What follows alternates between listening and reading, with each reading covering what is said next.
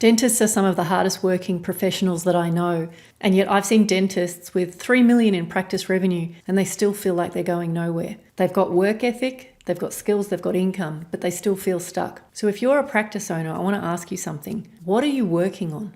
Like, what is the thing that keeps you up at night? Is it staff? Is it revenue? Is it an aching back? The reason I'm asking is the truth is hard work isn't the issue in this profession. The question is, where is that effort being directed?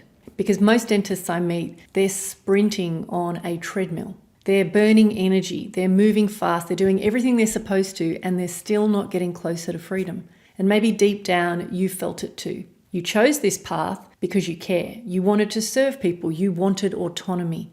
Maybe you like the idea of precision work, the responsibility. Maybe you like the respect. And yes, you wanted to be well compensated. But somewhere along the way, the maths got a little bit murky. Business got bigger, your team grew, your income went up, but so did the pressure, so did the complexity. And the progress you imagined hasn't quite materialized. So let's talk about that. The problem for most dentists is that the effort into practice is high, but progress on the personal wealth front feels slow. You're constantly trying to drive revenue, but margins are squeezed, team issues compound, and it feels like you're pedaling harder with no extra ground gained. Wealth building beyond dentistry feels vague or inconsistent. Maybe you've even dabbled, had a few investments, but there's no system, so results are mixed. There's lots of headaches and it's a distraction. Practice gets all the attention. Personal wealth gets leftovers because the practice feels like it's the real asset, and you justify neglecting personal finances because you're never quite sure how they're doing outside of it.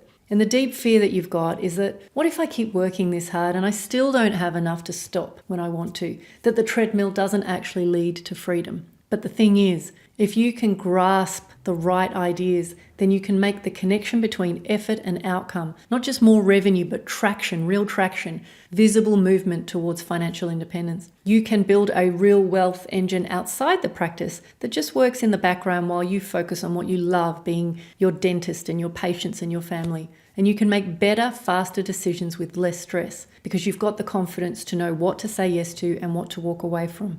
You know, at the end of the day, what you really want is you want that freedom to choose when, how, and even if you work. That's what folding time really means, reclaiming your most valuable asset, which is agency, and doing it far sooner than most. So let me tell you about Joel. He's been in practice for 11 years. He's had heavy debt repayments in the form of, fit outs and equipment, and he's really struggled with his cash flow. He's done a bit of investing through a mate. He's bought 4 investment properties, but they've had no growth. There's been a huge cash flow drag and they've had massive, maintenance headaches. And his day-to-day involvement in the practice is still high. He works 5.5 days a week, despite having 2 good associates. There's not much culture, and the turnover of support and admin staff is huge. He is frustrated. He's convinced that the solution to his personal wealth challenges just lies in finding better deals. But since he doesn't have much education, he relies on advice from his peers and his mates. He's in the situation where he's stuck. He thinks the solution is finding better deals, but the truth is he's just reacting. There is no strategy. And sadly, I'm telling you this because I think Joel's story is way more common than you think. So let me share 3 big ideas today on why being busy might not be the same thing as winning, and how we might go about linking that to ultimately what we all want, which is freedom. So guys, when most dentists reach out to me, they are asking me the same questions. They're asking me up here, how can I find better deals? And the reality is, don't get me wrong, that is an important question to be asking. But chasing deals in isolation is a really shallow view of wealth building. What you actually want, and probably have not said out loud, is you want momentum. You want to be able to put a small amount of effort and get outsized results. You want to know that your wealth is actually growing in the background, even when you're not watching it day to day. The second thing you want is you want confidence. In other words, you want to feel confident about the investment decisions that you are making, not that you are just abdicating that decision making to somebody else. The third thing you want is you want to access opportunities that actually align with where you are headed. So you want premium access. meaning you don't want to have to go chasing deals. You want deals to just be available if and when you have the capital. And when these things are in place, something really powerful happens. You actually start to fold time. And what I mean when I say that is you stop needing the practice and you start choosing the practice. You have the freedom to choose how you spend your time. And that's the shift from income anxiety to wealth certainty. The knowledge that you're not dependent on practice income and that you understand how to use your wealth and freedom to have the impact and influence that you want.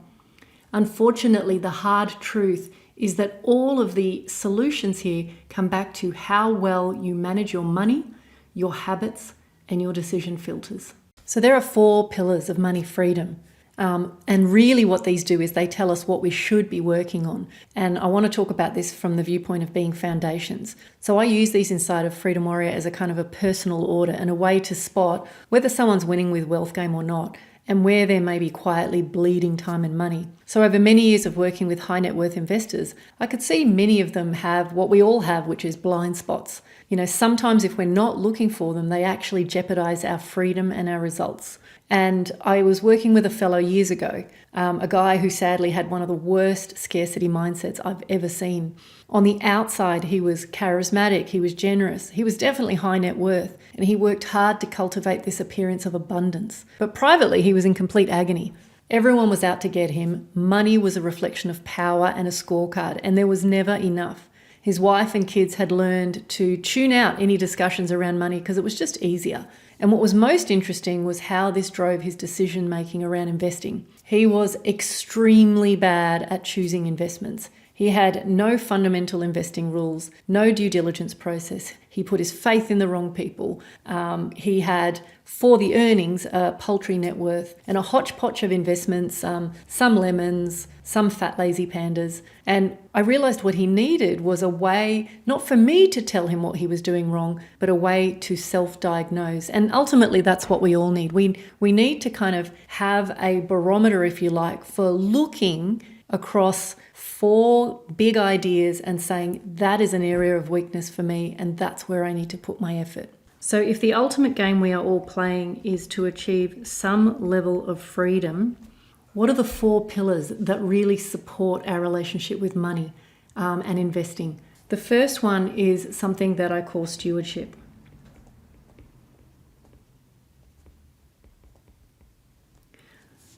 So stewardship is this idea of how well do you manage the money that you already have. So most dentists think that the problem resides in needing more income, generating more revenue, but more income without stewardship, which really means the way that we care for money, the way that we allocate, the way that we structure our cash, our entities, just means more leakage if we don't get that right. So it's a bit like if you don't have that right, you're pouring water into a cracked bucket. Then I have what I call acuity, which is how good are you at actually selecting investments. So like the investor I mentioned previously, income was not the issue. The issue was acuity. That particular investor had no ability to discern what was a good investment and what was a bad investment, what made a good deal for him and what made a bad deal for him. So not reacting to what's in your inbox or what a friend is doing or what you're seeing on social media, but actually genuinely understanding risk, learning to ask the right questions and knowing how to filter out the noise. The third big pillar is what I call mindset. Now I know this gets overused, but essentially how you think about money can have a massive influence on the outcomes that you achieve. Stop seeing wealth building in the first instance as something that you will deal with later and treat it like a business. The way that you think about money, the health of your relationship with money, determines the investments that you do, how you spend money, how you allocate it. So is absolutely the cornerstone of your financial success. And then the final one is what I call knowledge. And in my world, knowledge is a function of 2 things. It's education, so the things that you mindfully go out there and learn, and then wisdom. Wisdom is the gleaned knowledge that comes from experience. So when things happen, whether they're good or bad, do you actually diagnose and do a bit of a post-mortem on what you did well and not well. And so those are really the four major pillars: knowledge, mindset, acuity, and stewardship, that we constantly want to be looking at to make sure that we are leveling up in the right way and getting those outsized results that we so badly want. The third big idea I want to talk about is minimum viable capital. And the big idea is this: you do not need the biggest practice or the largest net worth. What you need is enough capital deployed the right way to buy back your time. When you know what you want, you can start asking smarter questions.